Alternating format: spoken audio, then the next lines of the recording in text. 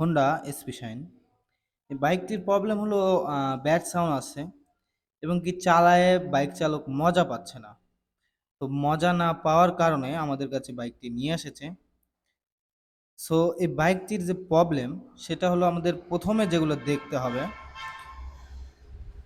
মোবিলটা কেমন আছে। মোবিলটা যদি খারাপ হয়ে যায় তখন কিন্তু বাইকের ব্যাড সাউন্ড আসা শুরু হয়ে যায়, একটা ঝ্যারঝ্যার সাউন্ড আসে। সো মোবিলটাকে আমরা নিয়মিত চেঞ্জ করব। যাই হোক, এখন আমরা এটার সাউন্ডটা শুনবো।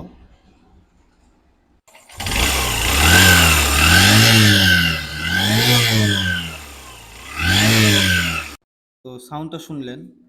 এখন আমরা গেজ খুলে মোবিলটা আগে দেখে নেই মোবিলটার কি অবস্থা। মোবিলটার ঠিক দেখতে হবে। তো মোবিলের দেখুন ঠিকই নেই, একদম পানি হয়ে গেছে। সো এর কারণে কিন্তু ব্যাড সাউন্ড হচ্ছে এবং কি এর যে পিছলা ভাব থাকে সেটাও নেই। সো এর কারণে কিন্তু বাইকের ব্যাড সাউন্ড হচ্ছে এবং কি বাইক বন্ধ হয়ে যাচ্ছে। এর কারণ কি এটাও আমরা দেখব। তো চলুন গ্যারেজে যাওয়া যাক।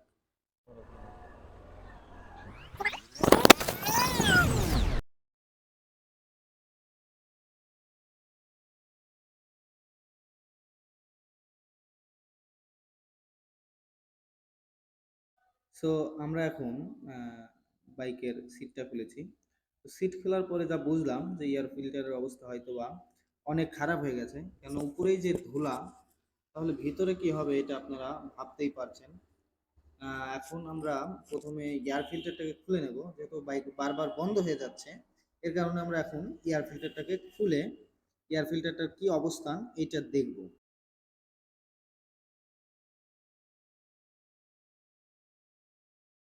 যেমনটা বলেছিলাম, তো এয়ার ফিল্টার কিন্তু একদম জাম হয়ে গেছে, যা ব্যবহারের অযোগ্য।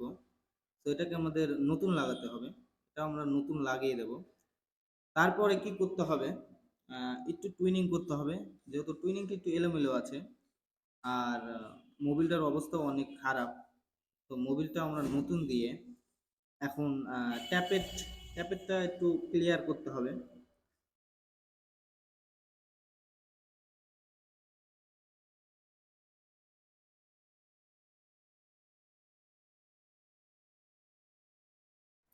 তো এ বাইকের এয়ার ফিল্টার যেটা, এটা কিন্তু একদম নষ্ট হয়ে গেছে।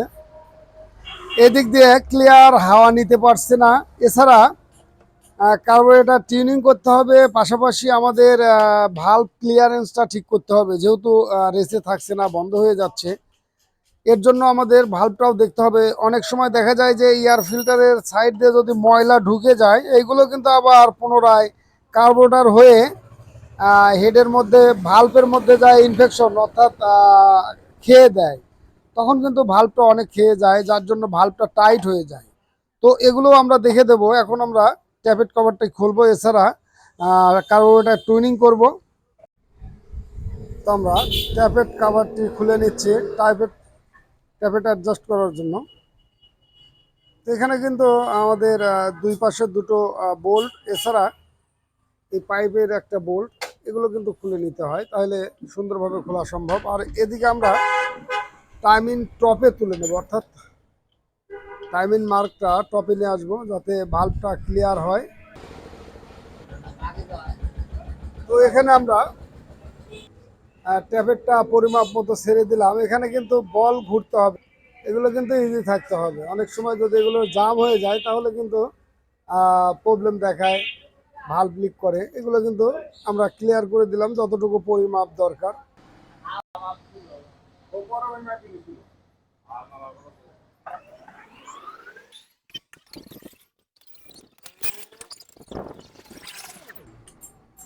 আমরা নতুন এয়ার ফিল্টার সেটিং করে দিচ্ছি। তো নতুন এয়ার ফিল্টার লাগানোর আগে আমরা এখানে পরিষ্কার করে নেব সুন্দর করে। তো নতুন এয়ার ফিল্টার বসিয়ে দিচ্ছি। তো এটা লাগানোর পর আমরা টুইনিং করব।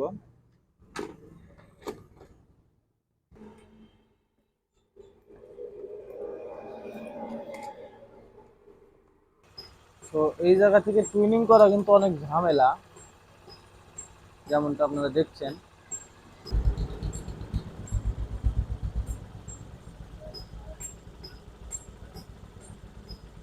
আমরা হালকার উপরে টুইনিং করে নিলাম। এটা আপনাদের ভালো করে দেখাতে পারলাম না, কারণ জায়গাটাই এমন। বাট এখন ক্লিয়ার আছে।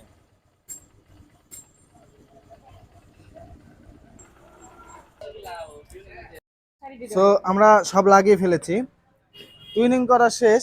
এখন আমরা স্টার্ট দিয়ে দেখব। তো এখন সাউন্ডটা অনেক সুন্দর আসছে, যেমনটা দরকার তেমনটাই আসছে সাউন্ড। আর এখন আমরা টাইল দিয়ে দেখবো যে পারফরমেন্স কিরকম দিচ্ছে।